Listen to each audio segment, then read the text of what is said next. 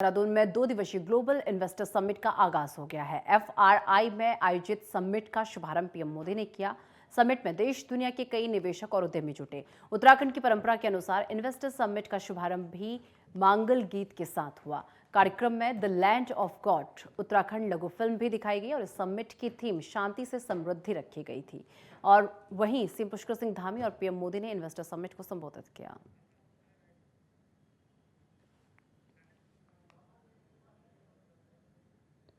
और इस खबर में तमाम जानकारी के लिए मेरे सहयोगी ज्ञानेंद्र तिवारी इस वक्त देहरादून से हमारे साथ जुड़ चुके हैं। ज्ञानेंद्र, ग्लोबल इन्वेस्टर समिट की शुरुआत हो चुकी है। 2 दिवसीय ये कार्यक्रम रहने वाला है। प्रधानमंत्री और सीएम पुष्कर सिंह धामी ने आज जो है इन्वेस्टर्स को संबोधित भी किया है।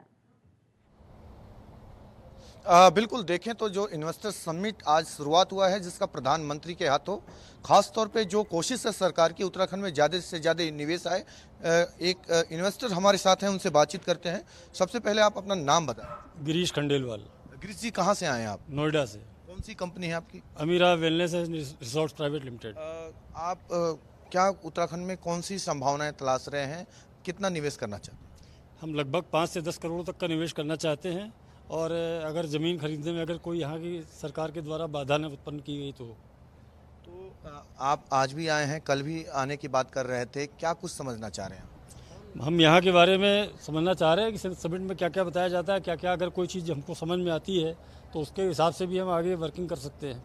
उत्तराखंड में ही निवेश करने की आपकी सोच क्यों रही है? आखिर क्या आपको ऐसा लग रहा है उत्तराखंड में निवेश को लेकर? एक तो ये एनसीआर से बहुत करीब हो जाएगा एक्सप्रेसवे बनने के बाद, और दूसरी बात यहाँ का जो पोल्यूशन फ्री एरिया है, बिल्कुल भी प्रदूषण नहीं है, जो कि स्वास्थ्य के लिए बहुत ही अच्छा है। इस वजह से यहाँ पे हम निवेश करना चाहते हैं और आने जाने का सिलसिला बनाना चाहते हैं। अब प्रधानमंत्री का जो संबोधन रहा, उन कहते हुए नजर आए कि पहाड़ की जो पानी जवानी यहाँ काम नहीं आती है।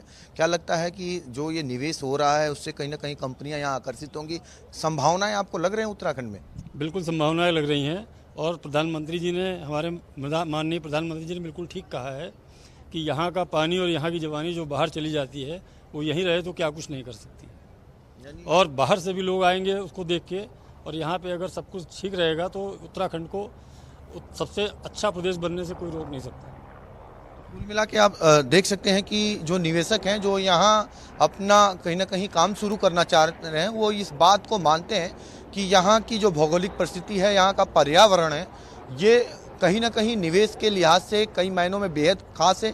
कई सेक्टरों के लिए, विशेष तौर पे अगर हम देखें तो टूरिज्म का जो सेक्टर है या फिर जो एजुकेशन का सेक्टर है, ये सेक्टर ऐसा है जो उत्तराखंड में विशेष तौर पे काफ़ी तेज़ी से चलता रहा है।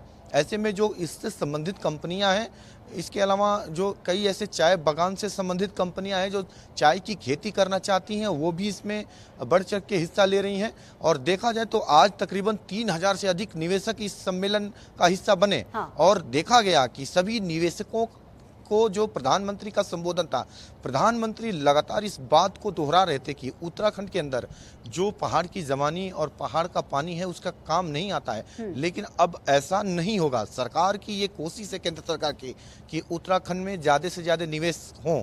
देखिए, आपने सुना होगा प्रधानमंत्री का संबोधन, तो आपने गौर किया होगा कि प्रधानमंत्री इस बात पर ज़्यादा फोकस कर रहे थे कि जो बड़े घराने के लोग हैं, जो बड़े लोग हैं, ज़्यादा से ज़्यादा जो डेस्टिनेशन मैरिज का ये कल्चर चल रहा है उसको ज़्यादा से ज़्यादा उत्तराखंड में करे।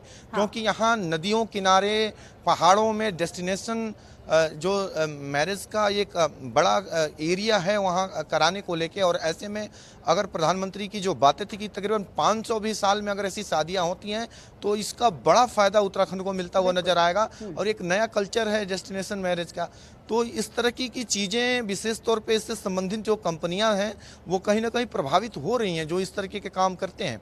कई तरह की कंपनियां जो पहुंची थी, उनका जो संबोधन प्रधानमंत्री का रहा, उम्मीद है कि इससे उनका कहीं ना कहीं रुझान यहाँ होगा।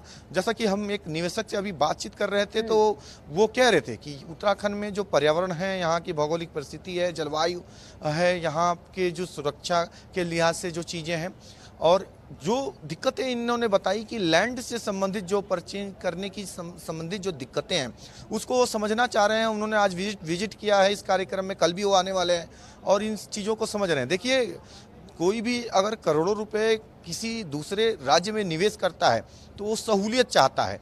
वो ये चाहता है कि उन्हें हर वो सुविधा मिले जो वो कंपनी खोलने में और उद्योग खोलने में होना चाहिए। तो ये इनकी कोशिश है। अब देखिए सरकार पूरी इसमें लगी है हर सुविधा देने में। इसमें कहीं ना कहीं निवेशकों को आपको विश्वास दिलाना होगा सरकार को कि वो जो चीज़ें ढूंढ रहे हैं वो सभी चीज़ें यहाँ मुहैया हो। लोग जो निवेशक आ रहे हैं वो यहाँ के अधिकारियों विभागों के तमाम ऐसे अधिकारी हैं उनके साथ बैठ के मीटिंग्स होगी, क्योंकि कई टेबल का ये कार्यक्रम कल तक होने वाला है और निवेशकों को पूरा समझाने की कोशिश है। ये पूरा कार्यक्रम सरकार की रूपरेखा पे निर्भर करता है, सरकार की मॉनिटरिंग पे निर्भर करता है कि सरकार इस पे कितनी अपनी मॉनिटरिंग रखती है आने वाले समय चलिए में। बहुत शुक्रिया और इसे ज्ञानेंद्र धरातल हमारे पे साथ उतार- जुड़ने के लिए और ये तमाम जानकारी हम तक पहुंचा